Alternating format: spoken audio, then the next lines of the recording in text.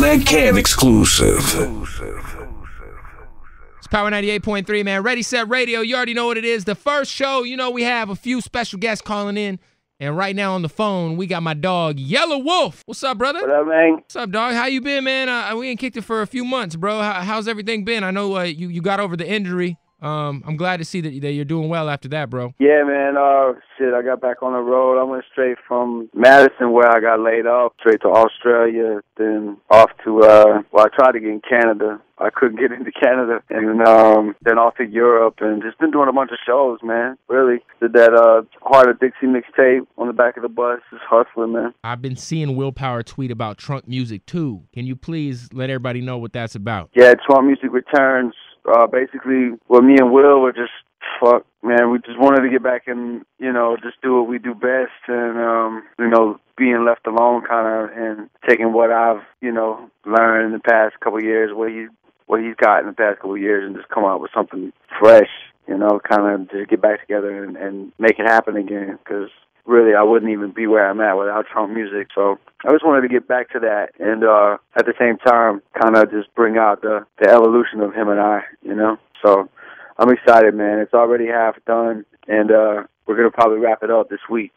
Actually, word. Coming up to L.A. tomorrow, so it'll be done soon. And I want to ask you, man, because I know a lot of people, that's how they, you know, got up on Yelawolf was the first Trunk Music, and it seems kind of like those fans that kind of just knew you for that were a little caught off guard with Radioactive. How frustrating is that? Because I know you know, on a personal level, and I know you as an artist, and I know that's just a very small part of who you are as an artist and the kind of music that you like to make. Does it ever get like a little frustrating that you're kind of held to that Trunk Music standard as far as the type of hip hop that you like to make? I mean, I find it like extremely frustrating that people didn't that Radioactive didn't get work from the label. Oh yeah, they fucked that up. And I mean that to me is like, you know, I mean, I'm super proud of Radioactive, but you know, on to the next whatever. You know, I can't stall and like get caught up in some political nonsense. That's not what I do. You know, so that'll be the last project I ever hand over the way I did that one though. It's not gonna be like,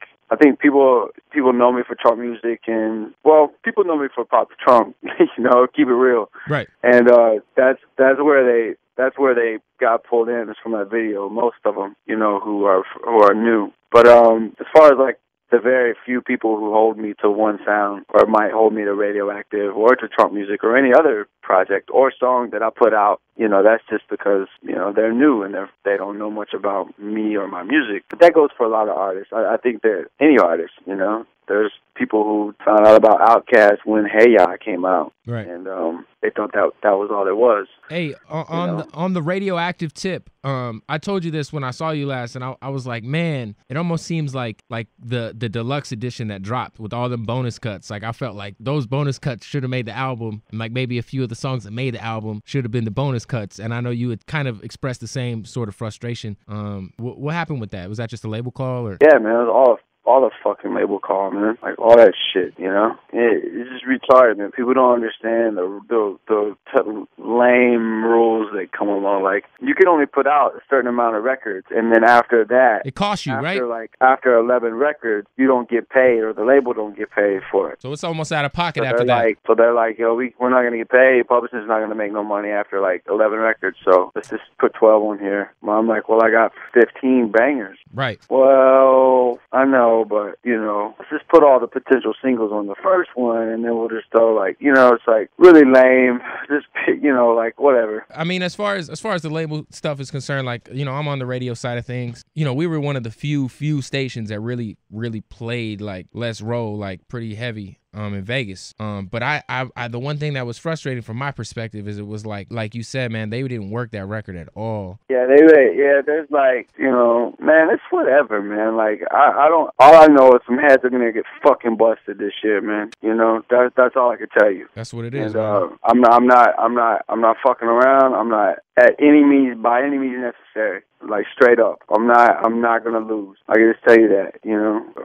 Whatever happened with this last project, that's fine, you know. Like it's unfortunate that my freshman project got fucked the way it did, you know. My dream situation, man, like all the perfect setup, you know, my executive produced by Marshall, having Bob come in and do the hook, and then here come all these excuses. Oh, well, there's no place for this, and there's fucking nobody wants to play this because of that. Nobody's play this that, and, right. and here comes these other, you know, like whatever other excuses there were to follow. I'm just saying that I'm no longer caring about that. That's not my concern anymore. My concern is like, you know, making sure that the music is where it's supposed to be, and staying on the road. And you know, as far as radio, no disrespect. If they didn't pick up one song out of all those records on Radioactive, fuck it. You know what I'm saying? Like, the whole fucking album was pretty much built for that shit. That's why I called it Radioactive. No, I feel you, man. You know? So, like, if you took away Les Roll and you play a record like USA or Write Your Name, or I hear you, man, but, you know, it is what it is, so. Wolf, you got to tell me what's up with this Machine Gun Kelly kid, man. It seems like everything I thought was all good, and it seems like little shots are being thrown back and forth all over again. Are we ever going to get a record? Can we get this on wax, or what's going on with that, bro? I guess that the dude is, you know, he must be doing his thing, because I fucking hear about his name all the time, you know. I give him props, like, because if he's that much of a figure that I have to hear about him every time I get on the goddamn radio or go do an interview, then he's obviously doing it. He's doing what he's supposed to do. So I wish him the best of luck, you know. So far, like, you know, I really do wish him the best. This business is fucking insanely difficult, and if you can get it by all means, like, whatever, you know. I haven't heard him say shit about me on no record, you know. And if that happens, then I'll hear about it for sure. But until then, what is it? There's nothing there. There it is, man. You know, besides me having to sign MGK autographs, which I think is funny. You know what I'm saying? But fuck, nobody wants to do that shit. Not after all the work I've put in. I don't want to sign no MGK autograph no more than I want to fucking sign a fucking goddamn any other white rapper autograph. Right. I hear you. You know what I'm saying? Like, this is what it is, man. Well, you know, man. You know, I always gotta hold you down, brother. And I appreciate you checking in, bro. Looking forward to the Trunk music too. Looking forward to Love Story. I've heard a few songs that are supposed to be on that second album, man. And I hope the rest of the world gets to hear them sooner than later, bro. Yeah, well, I'll be fucking dead before they don't hear them. And I think that, you know, on top of, what else we got? We got Psycho White, which is an EP with me and Travis Barker dropping, a 5-song EP, which is, I can't wait for that to hit. And we got Country Cousins, me and Big Crit. Yeah, I saw that, man. That's gonna be crazy. Yeah, we got that joint.